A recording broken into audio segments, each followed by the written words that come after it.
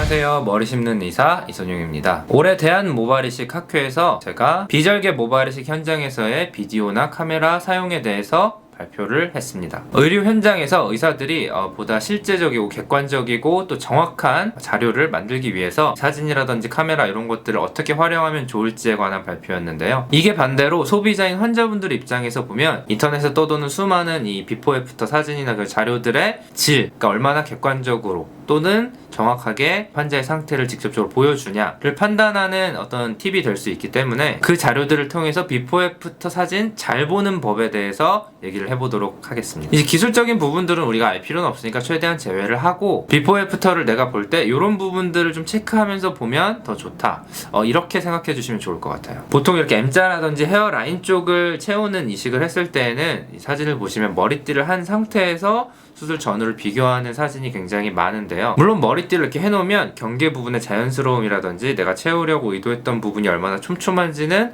확인하기가 더 좋아져요. 하지만 이렇게 머리띠로 가려져 있는 이 머리카락이라든지 머리띠 자체로 가려져 있는 이 안쪽 부분의 밀도나 상황을 파악하기는 좀 어렵죠. 자, 헤어스타일, 특히 이제 정수리, 가마 주변이라든지 가르마를 타는 부분 같은 경우는 헤어스타일을 어떻게 했는지에 따라서 보이는 게 굉장히 많이 달라져요. 극단적으로 머리만 이렇게 몇 번 빗어줘도 극단적으로 비포 애프터 자료를 만들어낼 수가 있는 거죠. 이제 당연히 정수리 부분 또는 가르마 부분 또 가마 부분, 이 부분에 대한 탈모의 치료 결과를 확인하기 위해서는 시술 전과 후 모두 같은 부위를 비교를 해야 의미가 있겠죠. 약간 각도를 바꿔서 보여준다든지 아니면 이렇게 비포에는 머리가 젖어 있다든지 하면 이렇게 제가 단순하게 몇 가지 조작만으로도 한 30초 만에 비포 애프터처럼 드라마틱한 차이를 만들어낼 수도 있는 거죠. 이 노출이 아니라 카메라에서는 밝기 개념을 노출이라는 형태로 설명을 하는데요. 빛에 얼마나 센서를 노출시켜서 받아들였냐, 그래서 밝게 찍히느냐, 이런 개념이라고 보시면 돼요. 근데 이제 정수리나 전두부를 내가 셀카로 이렇게 찍어서 보면 되게 비어 보일 때가 있어요. 엄청 하얗게 사이가 나오고. 길게 설명드리면 좀 복잡하지만 카메라라는 거는 적당한 밝기로 찍게 프로그래밍 되어 있어요.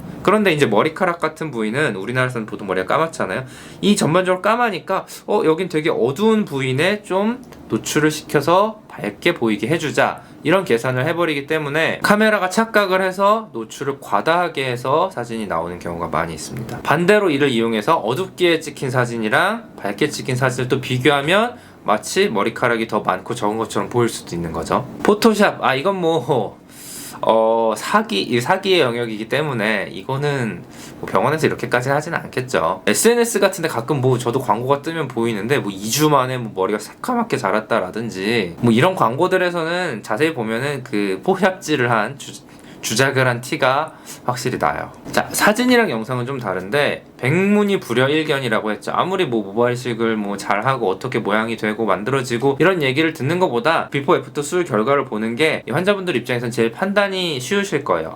이렇게 되면 좋겠다. 난 이건 좀 마음에 안 든다. 이런 식으로. 그런데 이 좋은 사진이라는 개념이 수천 장 이어진 영상은 어떨까요? 사진도 물론 아주 좋은 자료이긴 한데 이 정지된 한 찰나를 담은 그 부분만 보여주기 때문에 한계가 있는 거죠. 한번 사례를 보죠. 예전에 다른 병원에서 절개로 모발이식을 한번 했던 분이에요. 밀도가 좀 낮긴 한데 그렇게 아주 망했나 정도로는 안 보이는, 그냥 좀 아쉽네, 수술을 좀 밀도가 좀 떨어지게 됐네, 이렇게 보이지만 이 이식 부위를 영상으로 보면 이렇게 차이가 나요. 밀도 자체도 실제 아까 사진보다 훨씬 더 낮아 보이고, 그러니까 오히려 이렇게 애매하게 심은 경우에는 머리를 덜 심었네가 아니라 머리가 이렇게 빠졌어, 이렇게 느껴질 수가 있어요.